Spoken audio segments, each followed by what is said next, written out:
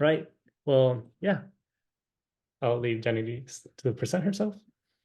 Hi everyone. Super excited to be here today. My name is Yaniris. I go by Yani. I'm a first year PhD student in the Immunology department at Harvard. I worked after my undergrad as a tech and lab manager for 2.5 years at Johns Hopkins. And so for my background, I graduated my undergrad from the University of Puerto Rico at Macau, majoring both in biology and microbiology with a minor in chemistry. And then for my research experiences, I did like one formal research program, I did a professional development program, and I did 4 years of undergrad research at my home institution. And for my grad school application, I did take the TOEFL. I did not take the GRE because it was not required for the programs that I applied. And yeah, I'll leave you guys with Aníbal now. Right. Well, I'm Aníbal Tornes-Blanco. I'm a fourth year PhD candidate in biological chemistry at University of Michigan, Ann Arbor. I graduated from the University of Puerto Rico in Rio Piedras in 2019. And after applying for this and graduating from my bachelor's in integrated biology, I actually went in the undergrad having quite a bit of research. I really enjoyed it. I really enjoyed the flexibility and the lifestyle that research allows. So there were many reasons why I wanted to pursue research. And I had 3 summers of research, and I was a RISE Scholar, which is this NIH funded program. After I graduated, my undergrad, I joined the Case Western Reserve Prep Program, which is a post-bac program such as the ones we'll be talking about today, from June 2019 to June 2020. And I actually applied to grad school twice, in 2018 and after my prep year in 2019. So let's get this started with a case study. The first one being rejected from all graduate schools. So meet Pedro. He's a determined senior at a state university. Pedro dreams of pursuing a PhD in biological chemistry, passionate about structural biology. He envisions himself researching real-world problems and leading community outreach programs. But a harsh reality stands between him and academia and its finances, which the grad school application process is very expensive.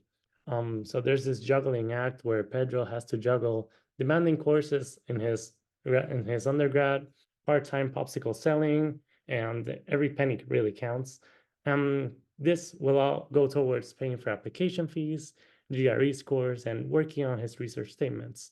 So Pedro is relentless, and he does this beyond all the circumstances and challenges that are facing him, right? So he goes into research, goes seeking fee waivers, scholarship opportunities, and local volunteer projects that may help bolster his application. But Pedro is actually me. I'm Aníbal, and I received 10 letters of rejection the first time I applied to grad school. With that said, all the money that I put into all the applications, GRE costs, they went into the emptiness of the universe. So I really didn't get into grad school the first time I applied, and it was really difficult because I didn't even get an offer to interview. So just because of my statements, the committees thought that I wasn't ready to get into grad school. And this was a difficult process. Um, yeah. But I continue to have a clear why. And I grew up learning that if you have a clear why, you can handle any how life passes your way. So I got my bachelor, as I was doing my bachelor's degree, I realized that I really like pursuing grad school. Why? Because it's just the nature of discovering something new and just like being the only one in the world to really know what's going on in X model, right? Until you share it with everyone, right? So I wanted to pursue grad school, and that was definitely yes. Did I have the prereqs for grad school? Yes, I did. I did my undergrad in biology, and I was ready for a time-committing process of applying to grad school. So with that being said, I applied, and as I mentioned, I didn't get anywhere, not even an interview. So I had to face rejection, and during that process of rejection, actually very timely were the post-bac applications, which range from now until like March, April. And I learned about this program then and there, and I thought, well, it's a great opportunity to keep doing research and then apply to grad school again. So once I did that the second time, I was accepted. got into grad school. But regardless, to say life continued to throw things my way. I've been rejected by so many awards. I met toxic people, and you will anywhere you go, and had to deal with microaggressions in academia as well. So even though you may reach a point where you're like, oh, I got in, and now you need to be ready for everything that's going to keep coming your way. Even during your PhD, the plans that I tell my advisor is, oh, I'm going to be a major professor at a major university. But the real plan is sometimes you're just looking for alternative careers and other things that suddenly like you learn about and mean a lot to you. And the secret plans, which is always baking, as you'll learn, because science is like baking is a science, and I like science. So yes, there's many ways life can go, and nothing is really ever linear. You'll get access to these slides, and you can identify with this diagram sort of where you are and how do you feel about your process, right? Now, when applying to grad school, these are just some of the possibilities you may face. You may get accepted on the first round, and congratulations. Um, Others may receive offers to some schools, but you may see yourself there and you are ready to go. But maybe you didn't like that school, and when you went to interview, it didn't pass the vibe checks and it really didn't feel like a place you see yourself in the next 5 to 6 years. And it's important to reflect on that possibility. The other possibility is rejection, even before the interviews, such as I experienced. There's also waitlisting, which may happen. Other programs will offer positions to either post-bac programs, or if the department didn't have enough slots to fill, they may uh, pr propose to place you in another department, which may happen. And there's another position in research tech or lab manager, which may emerge as well. So the truth is, many doors will close, but you will just go like Big Bird and open them as you go, regardless of where you may be right now. There's many ways to get to where you need, and you just need to keep knocking and keep throwing down these doors. So I want to share something that really struck to me during this time of rejection, where imposterism was very amplified. And it's an interview by, of Emily Nagoski and Amelia Nagoski by TED, and you can have the link here. But it succinctly describes many of the feelings I was feeling when I was going through the rejection process. There's a lot of overlap between burnout and lots of other experiences, including depression and anxiety and grief and rage and repressed rage. We've all got it.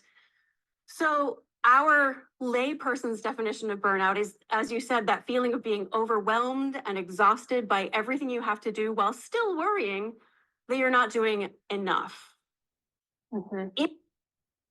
So I hope y'all were able to hear that. Johnny, can I get a thumbs up? Right. So doing as if you're not doing enough, feeling as if you're not doing enough.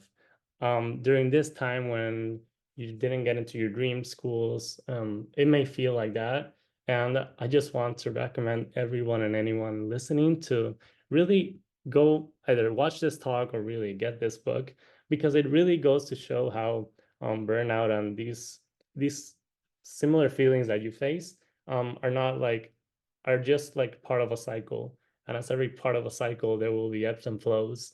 And everything you're feeling is very valid, and you need to give yourself time to go through whatever however you're processing this. So really, these are just two great resources that really helped me even through grad school. So and even during that process. So there's actually short-term actions besides this reflection. One of them is it is common practice to email admission committees and or faculty for feedback.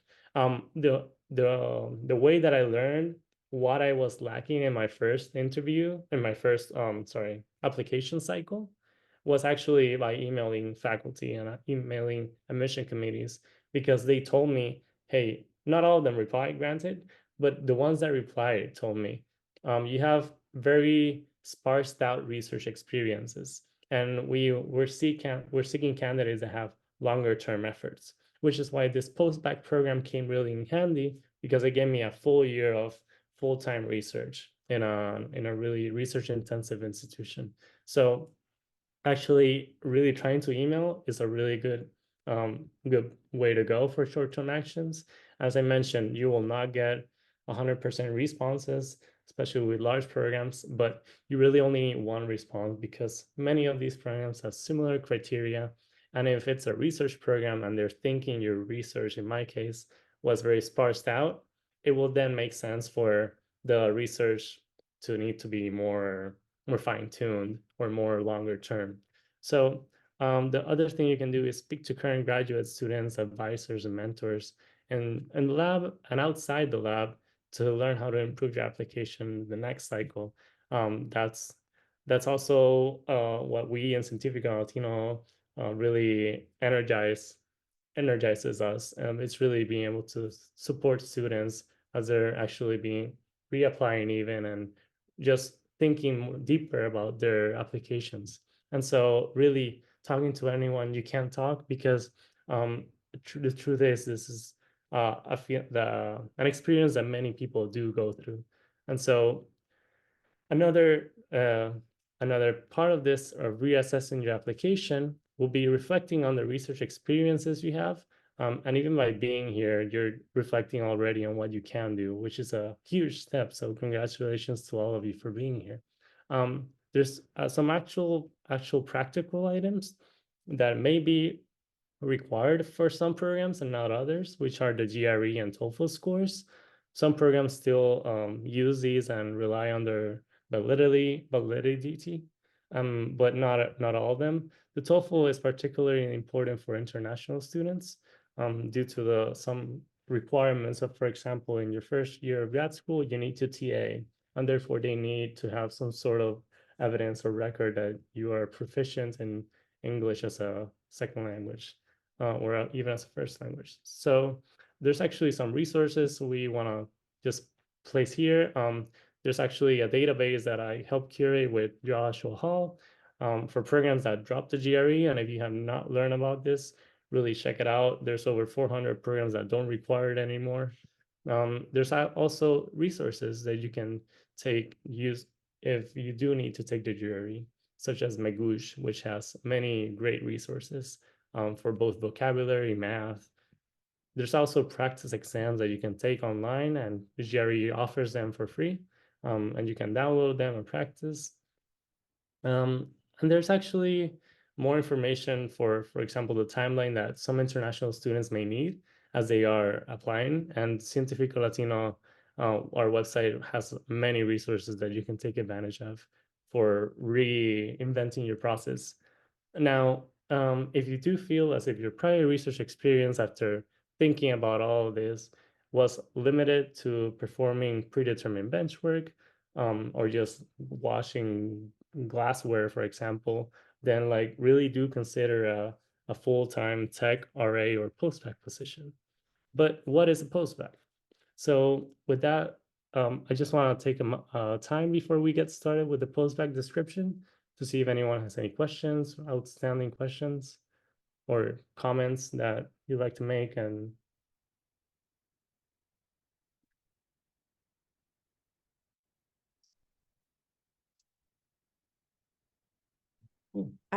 I do have a question.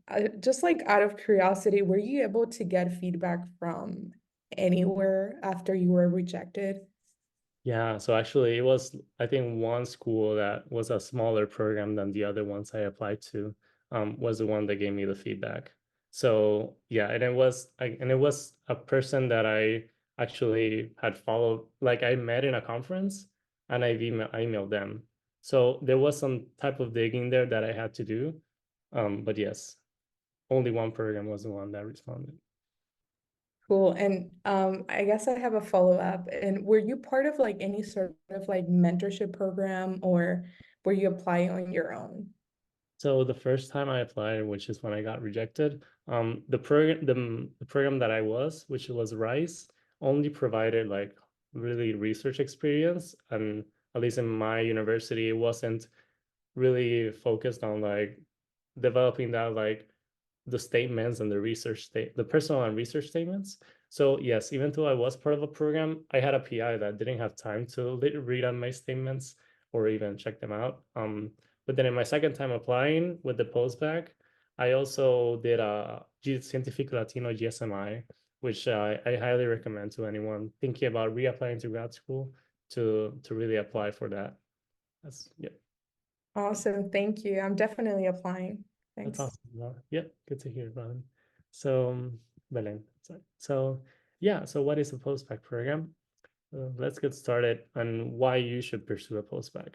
So, if you have limited research opportunities, at least long term, such as I did in my undergrad, a postbac will allow you to really be able to enhance this research experience just by really giving you the time to immerse yourself in this and really ask deep questions about your project and the science that you're doing. Some people go into postbac programs knowing what they want and really like just wanting to follow up their undergrad work. Other people really want to explore something new, such as I did. And both options are completely valid.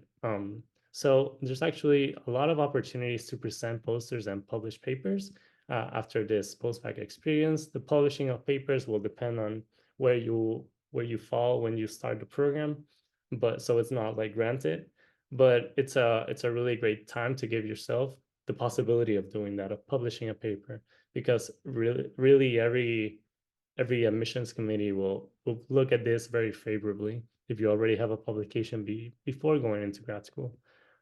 You may also have the option to retake undergraduate courses, but that's very depending on programs, program specifics. There's also opportunities to take graduate courses when I really learn the differences between how it is to take like an undergrad versus a graduate level course, which are really two different worlds. Stimulated graduate student experience. So you're thinking how to be an independent scientist, you're developing your own experiments, you're communicating constantly. This second point, I want to take some time to go over it because in Puerto Rico, all my science was done in Spanish. I only thought about it in Spanish. But when I really got to Case Western, I was like, oh, wait, I need to think about this in English all day, every day. And it really gave me a lot of perspective in that sense of being like, oh, wait, yeah, I just need to, this isn't as like arbitrary as I thought it was.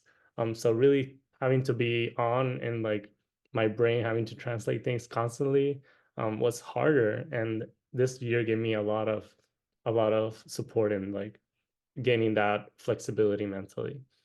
You will receive focused mentoring. You'll be building an academic network, which you'll keep in touch with these people for a very long time. And you'll actually even figure out whether grad school is the right path for you.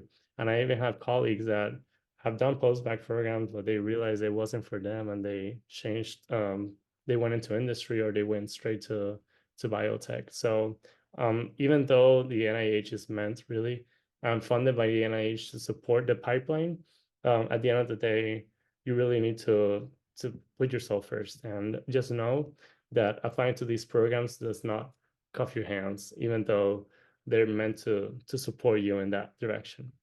So with that said, the timeline of a postbac program begins actually in February to April. There's many reasons why they do this, but actually one of the big ones is that during this time, students are not hearing back from their institutions or they got rejection letters. And so this is a perfect time to really just take many of these documents that you've already like engineered, your personal statements and research statements, and pretty much like redesign them for this postbac program, which the application shares many similarities to like a PhD application. And I believe the applications are free, at least they were for Case Western. So there's no financial limitation there. Now, it will feel very, very tight. From the time you apply and you get in to the time that the program begins. So it's really in a span of 6 months. And the program will end on May and June of the following year. Now, some postbac programs even have the options to be extended up to 1 year, but that's something that you really need to ask early on, because not every program director is okay or keen on this idea. So you really do need to make sure you ask this, and this can be really beneficial if, for example, you did get in grad schools that you liked but not necessarily loved, or even if you didn't get into a grad school at all, then most of these programs will be willing to extend this offer. These are actually PhD oriented postbacks. They can tend to last 1 year, but can be up to 2. And I just do want to mention that there are NIH funded MD PhD oriented postbacks, but be careful when looking when figuring these out, because some of them are funded by NIH, some of them are private, and they both have different goals in their programming. So they do have different application cycles than what the postbac for PhD does, because they do have like all these other requirements such as rotations, shadowing, and MCAT prep. Now, again, I just really want to push forward a lot of the resources that we have developed and made open source to everyone in Científico Latino. We have a postbac guide where divided by Jessica Santana, who's a team member of ours. And she really went over this postbac overview, types of postbac eligibility, which is a big component, financial benefits, application, etc. And really the timelines and the types of postbac programs. And it's worth mentioning now, postbac just means post-bachelor's. So you finish your bachelor's and then you can pretty much go into a program for research. But there's actually some postbac programs funded by NIH are called prep programs. So if you Google right now NIH prep programs, you'll go directly to their website. But there's actually also postbac programs that are funded internally by institutions in hopes of getting students, so that they can then prove to the NIH that they are training students via an independent prep program. So the NIH will start funding them as a full prep. And I'm sorry if that didn't make a lot of sense, but the take-home message is one program is internally funded by institutions, and the benefit of this, international students may be more likely eligible to apply. NIH prep programs, which are externally funded, are not usually, don't usually allow for international students to apply. So how do you choose a postbac program with that being said? Many of them have a lot of shared components. Some as the coursework, so graduate level or repeating undergrad courses, they will vary in that sense. They will more than likely take you to a national conference such as ABRACAMS, ACSB, SACNAS, where you'll be able to present the work that you've been working on during this prep year, and then actually even meet recruiters and get a feel for how the universities that you're interested in are, just by their students and really also by the faculty in these conferences. So you can get a vibe check early on of these places before even going there. You will receive standardized testing preparation if it is required. Once again, the GRE, make sure you need to take it if you do. If you don't know, but then check out this database on the BioGRE website. And then for TOEFL, also be able to check this TOEFL requirement by institution and PhD program that I helped curate. Now, postbac programs don't hire you as a student. They don't hire you as a research. Well, they will hire you usually as staff, and that will come with unique benefits such as a stipend, health, vision, dental insurance. And again, these benefits will vary based on the internal or external funding mechanisms that I mentioned earlier. And there's a resource I will share that really goes into depth about everything that the independent programs are offering. And more importantly than everything, it's really full-time research. You'll be able to get exposed to full-time research of anything that you're working on, and also be able to get graduate school application support. So even though you're doing research, there'll be like 1 day a week where you're going to meet with your cohort and really discuss how your personal statement is going and your research statement is going. You'll also be able to go through your CVs and even get mock interviews, which are really great opportunities as you prepare for the application process. And a year in the prep program, I actually met wonderful people in the Mirrors lab. I was studying mitochondrial fission events and had a lot of great memes, such as what gives people power, it's mitochondria and nothing else. This is the conference with my prep peers. There were 8 of us. Some of these programs have more members than others. And actually, if you give your 110% during this program, you can even do other things. So for example, I had a project in my undergrad that I left kind of like hanging with NASA. And I was actually able to, during this year, go back to NASA and finish this project. And so it was a really, really enriching experience throughout. And so with that being said, once again, these are just big term resources. These are the externally NIH funded postbacks, the prep. And I do want to mention something really important, which is that prep programs are usually meant for diverse backgrounds and identities according to NIH standards. So this link is arguably the most important one of them all. Be sure to check out the requirements by NIH to identify as a URM, because that's something that these admission committees in the prep program are also considering heavily. And so regardless of that, there's many, many postbac programs, and the truth is not enough people are applying to them. And so there's definitely a call to applications and a call to a great opportunity. I highly recommend everyone. And so with the last slide about postbac programs, I just want to leave out this link, which a professor has curated, looking at every program across different states, institutions, the number of positions they take per year, how long are the positions, the salary, health benefits, etc. So you can definitely check out this document. It's usually kept very well updated. And so I highly recommend everyone to check this out. And with that being said, I'm done talking about postbacks, but I just want to check if there's any outstanding questions before we jump to the next section.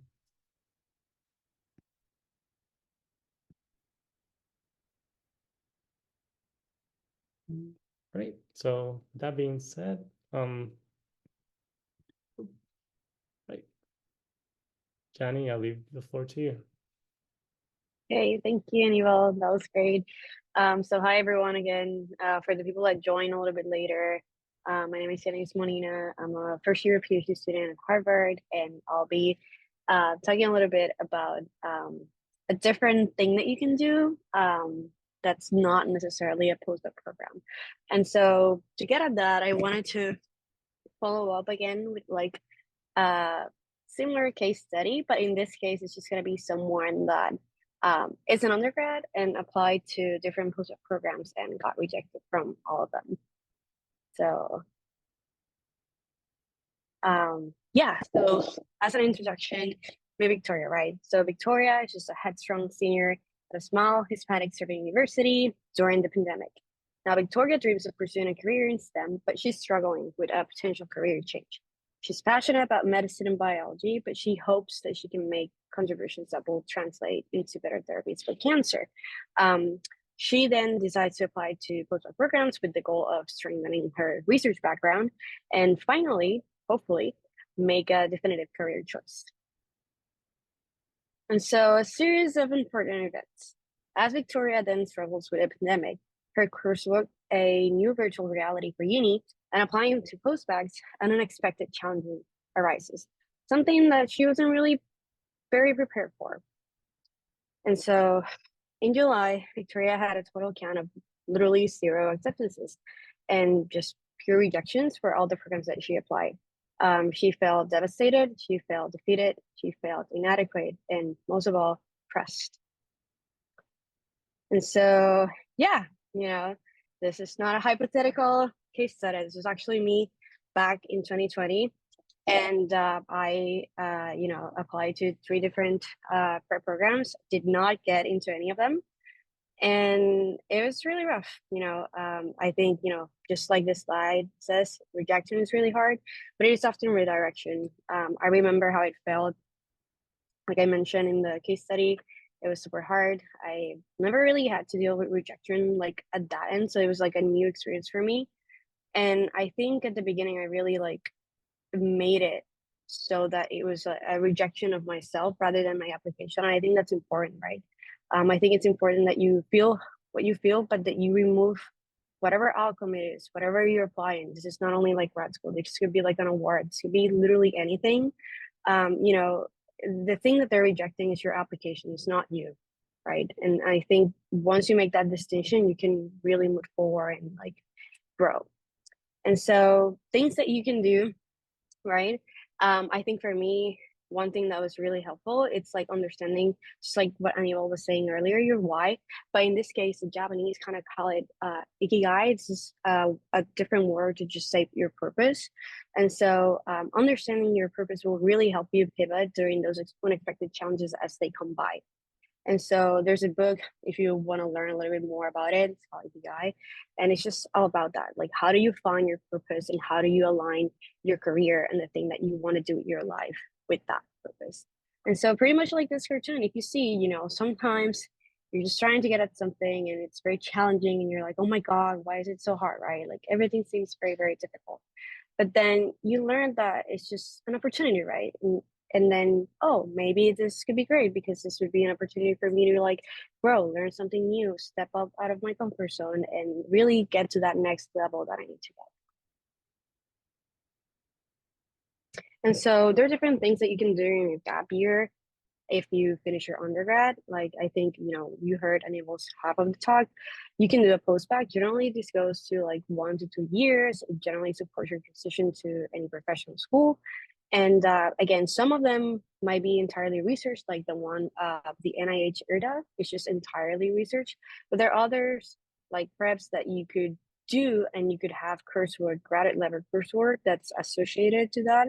And so it's a good way for you to like, if you're trying to get an experience of like what graduate level courses look like or how to kind of like bolster your GPA if you didn't have a great GPA as an undergrad is another opportunity for you to do that. The thing that I did, it was, I worked for a time as both a research technician and a laboratory manager, and these are other options that you can pursue. These are paid options as well.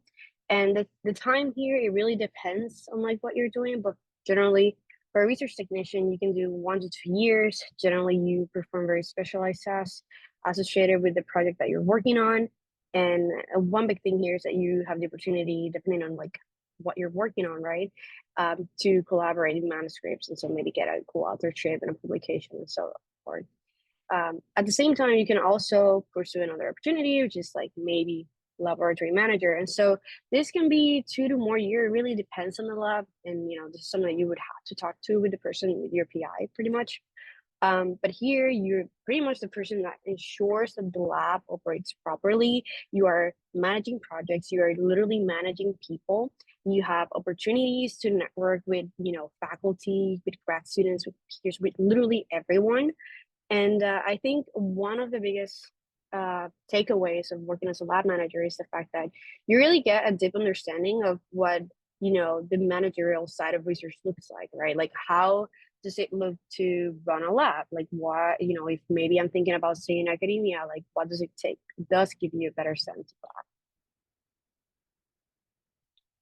And so in any of these, right, as a lab technician, lab manager, or research assistant, there are different reasons why you could pursue any of these jobs. And, along those could be, you want to learn how to run your own independent project. Like you want to design it, you want to execute the experiments and all of that. Maybe you didn't have the opportunity to do that as an undergrad and you felt like you were pretty much following someone else's instructions. So that would be one. Another thing, and this was one of the things for me, financial support. Like if you're the first person in your family that's pursuing this career, I feel like it's very hard to make that transition. And so even if you want to further your career, you need to get paid. You need financial support in order to do so, whether it's just to save to apply for grad school later, or just to sustain yourself as you bolster your application. And so you can also expand your academic network by talking with faculty, talking with other grad students, and really learn from other people and have multiple mentors, not necessarily the PI that you're working with. You also get an exposure to different specific areas of research. Maybe for me, I ended up researching something that I didn't expect. So at the end of the day, it was an opportunity to do not only a career change, but a specific research change. So that was pretty good. And you can develop new techniques, right? If there was a technique that you wanted to learn and you couldn't because maybe your undergrad institution didn't have the budget or any other reason, you can take that opportunity. And then you can also get the opportunity to present in local and international conferences, depending on the university that you are. There are conferences that happen inside. And so if you have your own project, you could technically and potentially talk to your PI and ask them if you could present in those. And then the opportunity to present in different conferences like SACNAS and ABRACAMS or any other specific conference, depending on what you're researching on. As I mentioned earlier, the opportunity to collaborate in manuscripts and also just generally use all of this to strengthen your future grad school application. And so it's particularly if you're thinking about this research jobs, whether this is a research technician, a research assistant, or a lab manager, you can look at different places for that. It's not as standard and organized as preps, like you go into a link and you have them all together. These require a little bit more effort. And so these are some places where you can find that information. LinkedIn is really, really famous. You could just go in there and then look. There are different job postings and you can literally type like research tech or research assistant or lab manager and you will get all the hits. And it even tells you the amount of people that have applied to that position, and it's just really helpful. And oftentimes it does say the timeline, and that helps you to know like, is this position filled or not, or could I be able to start by the time that I graduate, and so on. Another one that's super common is Twitter or X now. People constantly, faculty and PIs or just generally like lab members are constantly posting this job opportunities like, oh, my lab is looking for a lab manager, my lab is looking for a research assistant, my lab is looking for a tech, here's the link to apply. So you can just type the same thing like research tech position or look for particular labs and then just follow those links. You can also look at university websites. So oftentimes the university will also have like job postings and you can search for research tech or lab manager positions along those. And again, this is specific for each university. Not all of them have this, but it's an option. Another thing pretty common is Google Jobs. Same thing, you just type in what you're looking for and they'll give you a list, and then you can curate it by like location or income or anything that might be important to you. And then you can also use your network if you have it. Like if you know someone that knows someone. Interestingly, that was exactly the way that I found out about my own position, the position that I ended up taking, and I'm going to be talking about a little bit more in the next few slides. It was through someone that knew someone. So I had a friend that I had worked with, and he was like an older student in my undergrad institution that was working as a grad student elsewhere, and he knew a grad student in the lab of the PI that I was that I actually ended up applying to as a research tech and lab manager. And so you can use your network, whether this is peers, friends, faculty that know someone, and they can get you in touch with the person that's actively recruiting. And lastly, and this is something that you can also look for in different journals, whether this is Cell, Nature, or Science, you can join and check for job postings as well in those journals. They'll tell you like this PI, this lab, this university is looking for a tech, it's looking for a lab manager, it's looking for a postdoc, and all that. And so how do you apply to research jobs? It's a little bit different.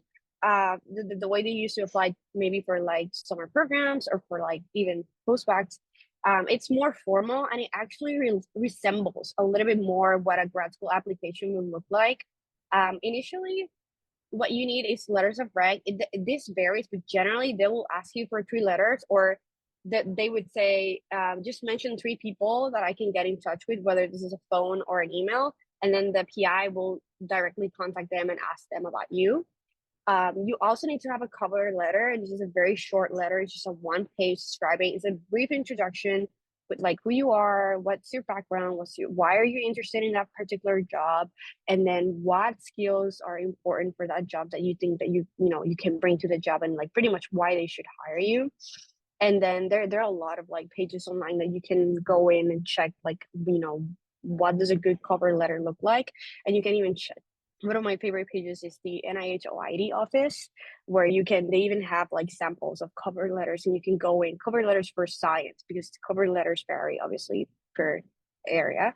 But you can go in and check and like look at those examples to help you and guide you as you apply. And so you can also have a CV or resume. It depends. Generally, they will ask you for a resume if it's not in science. For science, they do ask for your CV. They kind of want to know like everything that you've done. So the difference between those two pretty much is the length.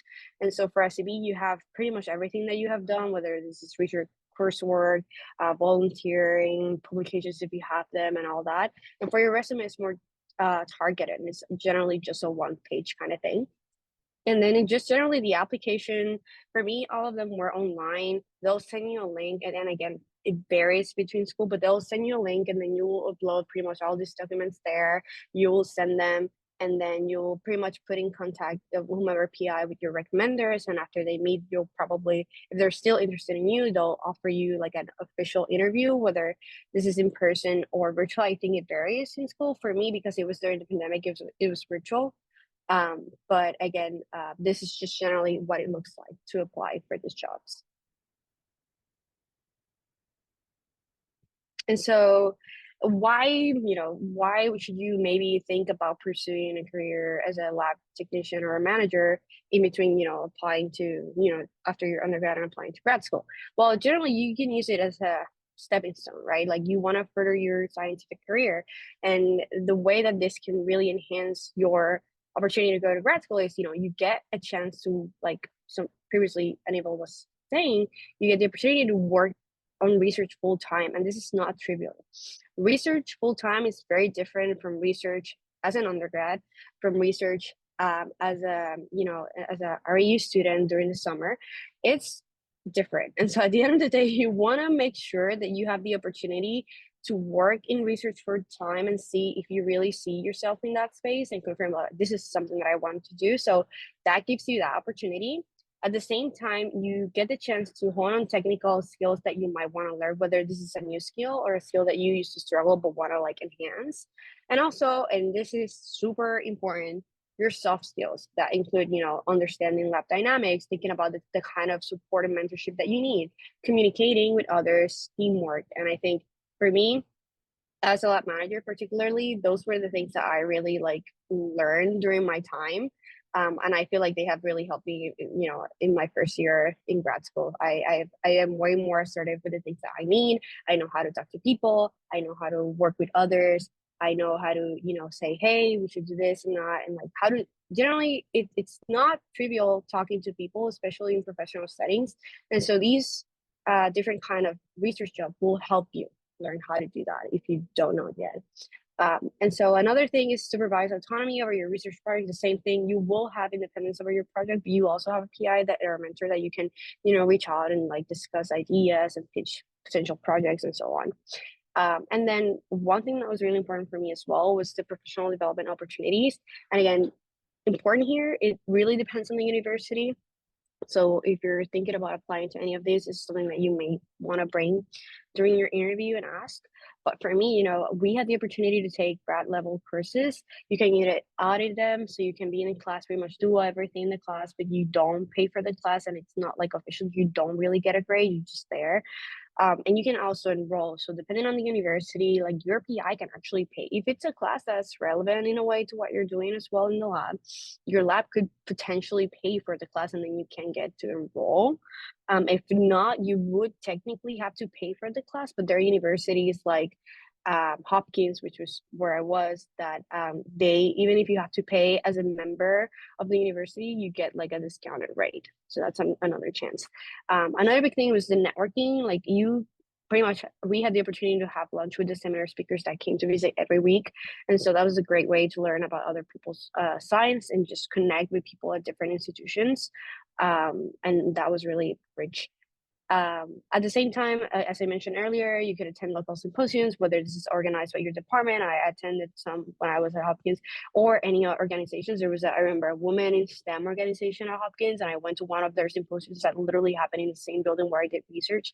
So you don't necessarily have to leave that you need to go and attend this symposium. Sometimes the opportunities are literally in the space that you are, and you as a technician or lab managers can present in those. And then lastly, and I think this is super important for me, the mentorship, feedback on your grad school apps, more letters of regs, and even practice for your interviews once you got your grad school interviews. And I remember I did practice interviews with like my PI and other PIs that he literally just emailed and asked, hey, I have my, lab manager that's, interviewing for grad school, and she would love to like have someone, help her practice for like interviews. And the people that actually reply, like I met with each one of them and they helped me practice for my interview. So don't, if you decide to pursue any of these opportunities, don't feel like you can ask for these things. Make sure that you're in a space that it's supportive and you can ask for these things, because people, even if you work in the spaces, you should have the support and the opportunity to further your career as you work in those spaces. And I think that's really important, because at the end of the day, that's what you want to do. You want to use it as a stepping stone for your next step. And so, and at the same time, you want to understand the practicalities of the whole thing, the challenges, the things that happen when you need to troubleshoot an equipment, when you need to change up the way that you were looking at a project, and all of that. I think these opportunities help you learn how to think and critically assess those situations. And lastly, the opportunity to mentor other people. You can mentor undergrads, rotations, PhD students, master students, depending on like the kind of students that your lab has. And it's another way to really learn and hone those soft skills and just learn how to teach science to other people, both conceptual and technical.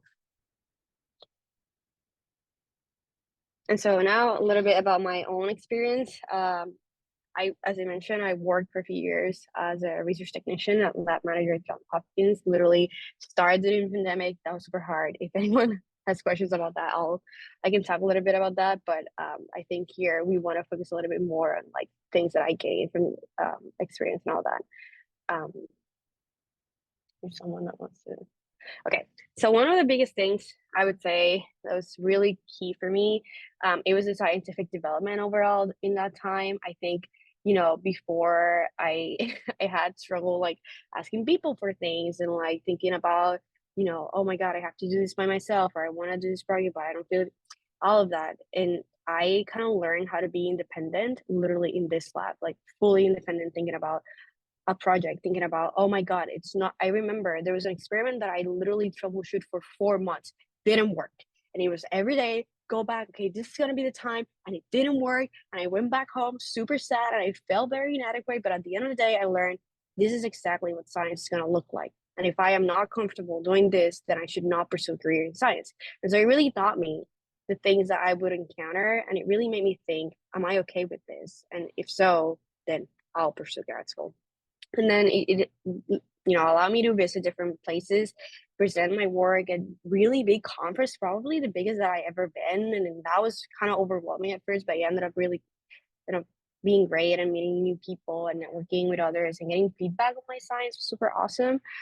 During that time, I also like did some other development, kind of like career development stuff where alongside, so in this image at the bottom, alongside with other people from the science and art School of Arts and Sciences at Hopkins, we literally developed the first staff council. And so that was pretty great. Like we developed a whole community where people will have the opportunity to have their concerns brought up to the administration and have actual policies and measures implemented for the career development for people that were in similar positions as we were, tech lab managers and so on.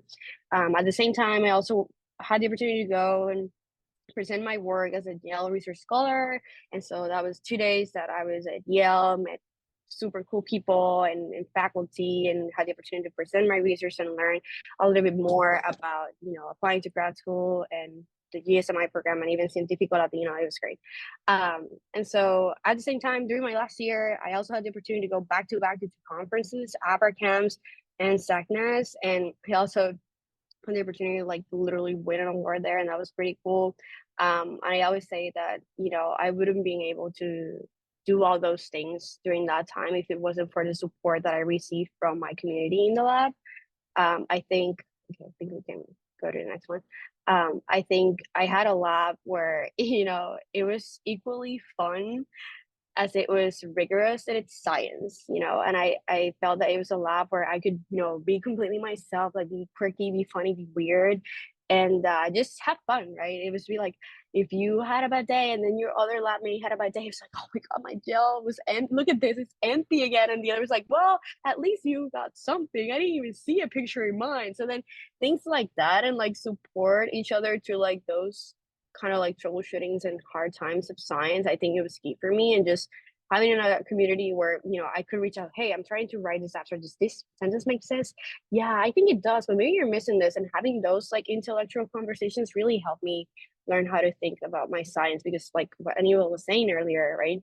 If you have to think about science in something that's not your primary language, whether this is just talking or writing, and particularly scientific writing, it is really challenging. And so having people that were comfortable just talking and like, thinking, coming with vocabulary back and forth to kind of make your abstract or your writing more robust, I think it was really rich. And so just to kind of like wrap up a little bit, an unexpected opportunity really led me to find my career path. I would think back to like the pandemic 2020, and like it was super hard. So I think, I was struggling with a career range. It was a little pandemic. I got rejected from literally all the postdoc programs that I applied. It was a very, very dark time. But at the end of the day, a random opportunity came up. I messaged a friend, and that friend knew a friend, and then led me to apply to this lab. And then this lab really changed what I wanted to do, or the career that I thought that I wanted to pursue. And then I found that it was really science and research, the thing that I was really passionate about.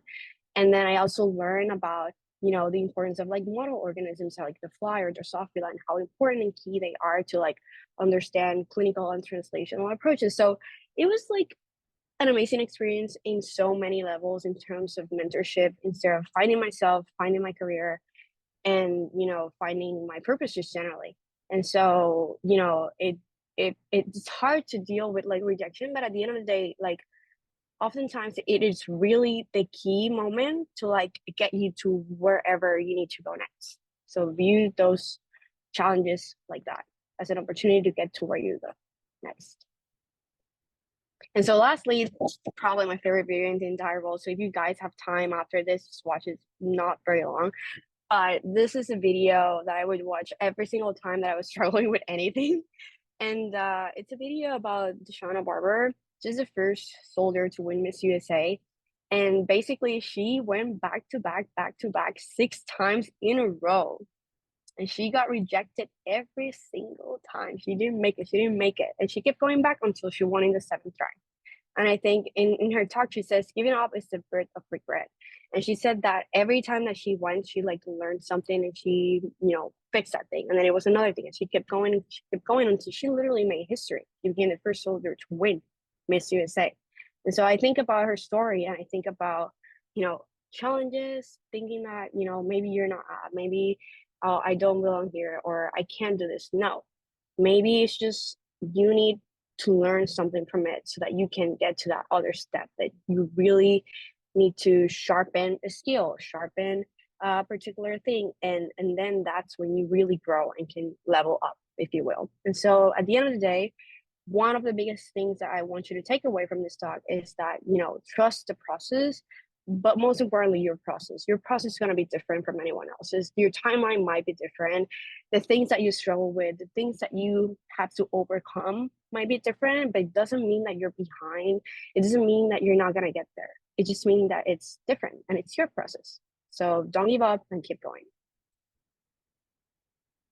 So thank you for being here. Thank you for listening, and thank you for your questions. We also have 2 different previous postback webinars that you can access through YouTube. And so here are the links, and you can just go to the Científico Latino YouTube to check them out if you're thinking about applying to postback, or you just want to have a plan B set in case anything goes awry or anything. You can go learn about them. Feel free to do so. And again, if you have any other questions, do not hesitate to reach via email at cientificolatino@gmail.com. And so I feel like now we can open it up if you have any other questions. But thank you guys. I really appreciate the opportunity to be here. Thank you so much, Yani and Aníbal. That was so great Does anyone have any questions? Feel free to unmute and ask anything. I have a question. For when you start a post-bac or a research technician position, was it hard to uproot from where you were and get an apartment and be away from family? Thank you. Okay, I can answer that. I actually did a post-bac. I too, well, at the time I did undergrad in Georgia, at a small women's college, and I applied to one grad program. At that time, I had no proper mentorship, so I didn't know what I was doing. And I got waitlisted. So my next direction was like, okay, let me apply for a post-bac program. So I ended up getting accepted to a post-bac program in Oregon. So I'm originally from New York. So I went New York, Atlanta, then the post-bac was across the country in Oregon. And in the interview, they were like, how are you going to adjust to life in Portland, Oregon? And they looked at me because they were like, you're a visibly diverse person and you're going to somewhere where the general population doesn't reflect people who look like you. So they made that very clear in the interview. And my thing was like, I pretty much feel like I can survive anywhere because I'm here for a reason. I'm here for a purpose. And this is just like a stop on my journey to wherever I go next. So what was helpful to me to do was one, I spoke a lot with my program director of the post-bac program, and she was able to put me in contact with current grad students who I could ask about areas to live in, advice on, what neighborhoods should I go? Do I need a car? How close can I be to a bus line system and stuff like that? So I think one thing that made my transition easy is that my program did a really good job of facilitating a connection between me being a post-bac student coming in and current students who are already there who could potentially serve as mentors or guide me a little bit in terms of like simple things like, I'm not exactly sure what lab I want to do research in. Here's what I'm interested. Do you have some ideas or do you have some suggestions for what would be a good fit for me? So I would say my transition was pretty easy because it was a great program. I highly recommend OHSU. Not me plugging them for free, but honestly, it was a really great program. And to this day, I'm still friends with people who I met in my post-bac. I still hang out with them when we see each other at national conferences. So with that being said, I personally didn't really get homesick because I was already accustomed to living away from home since I did undergrad away from home. But I had my parents come visit me multiple times while I was out there. Time zone difference was a little hard to get used to, but after a while, I kind of had my friends on a schedule, so that was helpful. So I don't know if I answered your question completely, but that was just my experience. Yes, you did. Thank you so much for sharing.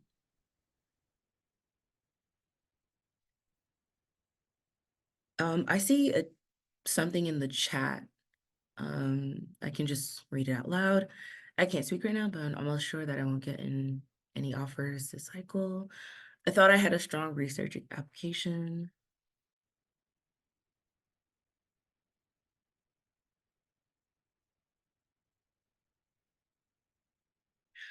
I personally, again, not to be like, do a post-bac.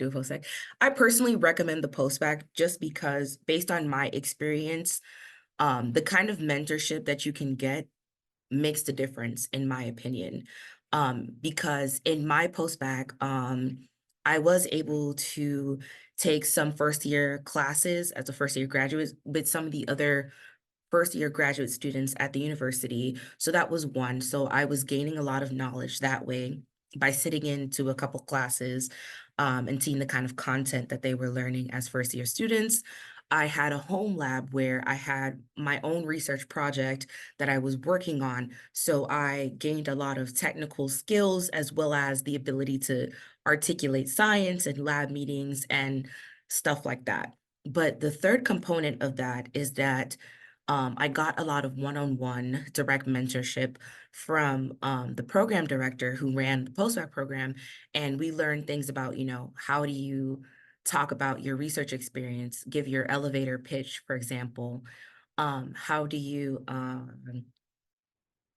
do well at interviews? How do you handle getting questions from people? Especially, I'm somebody who I get very nervous speaking about science because I've had a lot of imposter syndrome. So it was helpful to have someone like practice and tell me, okay, when you go on an interview, this is how you carry yourself. This is what you wear. This is how you talk. This is how you interact with the students. These are the kind of questions you ask.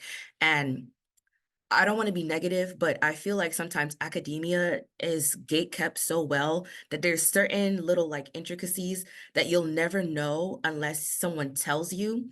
So it's kind of like an art to it. Like there's certain things you need to know how to do. For example, I never knew that when you're applying to certain programs, you're supposed to email some PIs ahead of time so that your name is on their mind. So when they read your application, they're like, oh yeah, that student reached out to me, or I met that student at a conference or somewhere. I've had some prior interactions. And for some programs, if you don't do that, you have no chance of even getting an interview. So I say that to say I recommend a postbac program because a really good one is not only gonna further prepare you with like technical research skills, which is kind of the difference between what I would say the postbac versus being a research assistant. You're getting the technical skills, but you're also getting the professional development skills, which are going to not only make you a stronger candidate, but are going to help you, one, be less stressed about your application because you're going to have more guidance, more direct mentorship. For me, my program director gave me an Excel spreadsheet and taught me how to organize my applications. I learned that I could use fee waivers. I didn't even know that existed until I got to my postbac program. Also, I also learned about there's universities that don't require the GRE. Didn't know that until I was in my postbac program. So I rate the benefit of the postbac program because of the professional development aspect that you get in a good postbac program. So I think that makes the difference, in my opinion. I guess I want to add to that a little bit. I've had a lot of conversations with postbac directors, and they actually will prefer to take someone into their program that has tried to apply to grad school the first one time at least.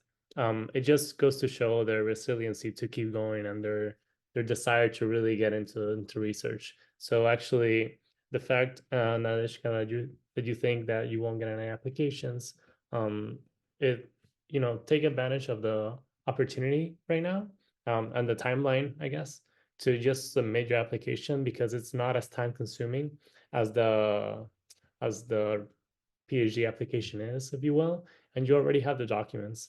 So it really is some polishing that just needs to happen. And the fact that you have so much research is incredible. So really, like, don't let this define you. Check out your CV, and you have a lot of things going on. But I think the biggest thing is if you think your GPA was the issue, actually email the programs if you can to just confirm it that if that's the issue. Sometimes we're our worst enemies and we like basically martyr ourselves over maybe something that really didn't affect the decision. So really just try emailing them.